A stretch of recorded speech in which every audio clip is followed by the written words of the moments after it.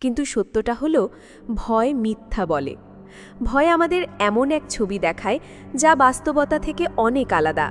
সে আমাদের সবচেয়ে খারাপ পরিস্থিতির কথা বলে, যেন সব কিছু ধ্বংস হয়ে যাবে, আমরা একা হয়ে যাব, অথবা জীবন সেখানেই থেমে যাবে।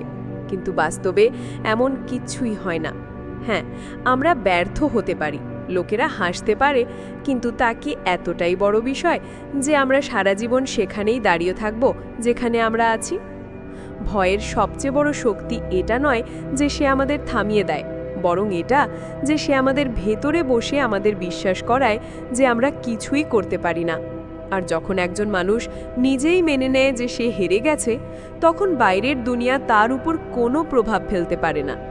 কিন্তু একটা কথা ভাবুন তো, যদি ভয় এতটাই সত্যি হতো, তবে আজ পৃথিবীতে কোনো বড় কাজই হতো না। কেউ মঞ্চে দাঁড়িয়ে কথা বলার সাহস করত না, কেউ নিজের স্বপ্ন পূরণ করার কথা ভাবতেও পারত না, কেউ ভালোবাসার কথা প্রকাশও করত না। কিন্তু তবুও এসব হয় কেন? কারণ কিছু মানুষ সেই ভয়কে অনুভব করার পরেও এগিয়ে যায়।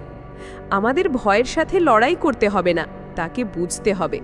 যখনই আপনি কিছু করতে ভয় পাবেন, এক মুহূর্তের জন্য থামুন এবং নিজেকে জিজ্ঞাসা করুন, আমি কি নিয়ে ভয় পাচ্ছি, আসলে কি হতে পারে, এবং সবচেয়ে জরুরি, যদি আমি এটা করে ফেলি তবে আমার জীবন কতটা বদলে যেতে পারে। ভয়কে হারানো কোনো একদিনের ব্যাপার নয়, এটি একটি প্রক্রিয়া, একটি সফর, যেখানে আপনি প্রতিদিন নিজেকে একটু একটু করে বোঝেন, একটু একটু করে এগিয়ে যান। আপনি পড়েন, আবার ওঠেন, কিন্তু প্রতিবার যখন আপনি ভয়ের পরেও কিছু করে ফেলেন, তখন আপনার ভেতরের একটি দেওয়াল ভেঙে যায়। আর সেই দেওয়ালটিই তো আজ আপনাকে আটকে রেখেছে।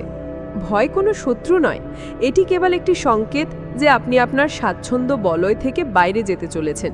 আর স্বাচ্ছন্দ্য বলয়ের বাইরেই তো সেই সমস্ত জিনিস রয়েছে যা আপনি সব সময় পেতে চেয়েছেন: উন্নতি, সফলতা, শান্তি এবং সবচেয়ে জরুরি আত্মসম্মান।